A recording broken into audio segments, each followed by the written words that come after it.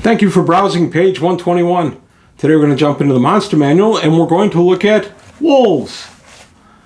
Wolves are a staple of fantasy, and I've used them many times in my games.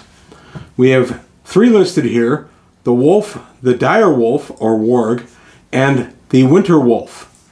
So the common wolf, 2 to 20 appearing, armor class 7, 2+2 hit dice, 18-inch move. Attack is 1, 2 to 5 damage, and nothing else special. They are semi-intelligent, neutral, they're just hungry. They are size small in D&D. Wolf. These carnivores are found in wild packs from the Arctic to the temperate zones. They will always hunt in packs, and if hungry 75%, they will not hesitate to follow and attack prey, always seeking to strike at an unguarded moment. Their howling is 50% likely to panic herbivores, which are not being held by humans, and calmed. They love horse meat. If encountered in their lair, there's a 30% chance to be 1 to 4 cubs per pair of adult wolves. Cubs do not fight and can be trained as war dogs or hunting beasts. So pretty interesting. Wolves are a good way if your players are out in the woods and they don't have any kind of druid with them or anybody who can speak to animals. Wolves are a good way to kind of intimidate the heck out of your party. You just have a couple howling in the background. It can be a real challenge for them. And then the wolf dire, the warg. Armor class 6, a little better. 18-inch move again, 3+3 or 4+4 hit dice. 1 attack, 2 to 8 damage. Magic resistance is standard. They are semi-intelligent, low, neutral evil, and they are medium or large. This variety of wolf is simply a huge specimen, typical of the Pleistocene epoch. They can form the characteristics of normal wolves, wargs. Evil-natured neo-dire wolves are also known as wargs. These creatures have a language and are often found in cooperation with goblins and in order to gain prey or to simply enjoy killing. They are large as ponies and can be ridden. They otherwise conform to the characteristics of wolves. I love dire wolves. The Lord of the Rings movies in the early 2000s gave us a great look at dire wolves. I've always loved them. They've been in my campaign since the earliest days.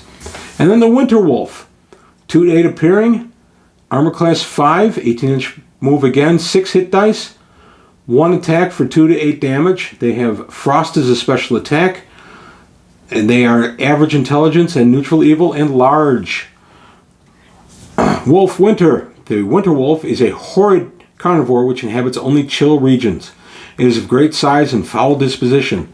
Winter wolves can use their savage jaws or howl forth a blast of frost, which will coat any creature within 10 feet of their muzzle. Frost causes 6 to 24 points of damage. Half for a saving throw. The winter wolf is able to use the howling frost, but once per 10 melee rounds, so once a turn. Cold-based attacks do not harm them, but fire-based attacks cause +1 point per die of damage. They have their own language and can converse with wargs.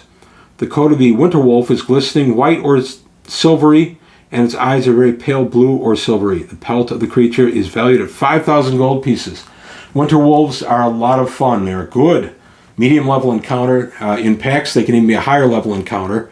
Their pelts, I allow, if somebody wants to be industrious and make some furs or cloak out of the pelts that are relatively intact after the encounter, I allow the pelts to have frost resistance similar to the ring. So that's something that my players know and that they will value if they take out the winter wolf. So you'll see them try to take it out with different means that won't damage the pelt. You'll see a lot of magic missiles and such at winter wolves at my table, simply because the players do know that they can get some value out of the pelt itself.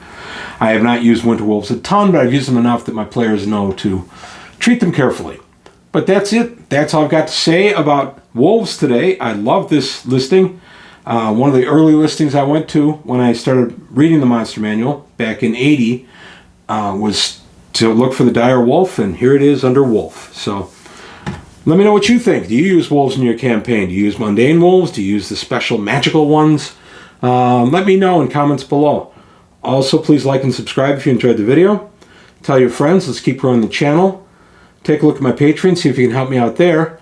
But that's all I've got today on page 121. I want to thank you for your time. Thanks for watching, and I'll see you next time.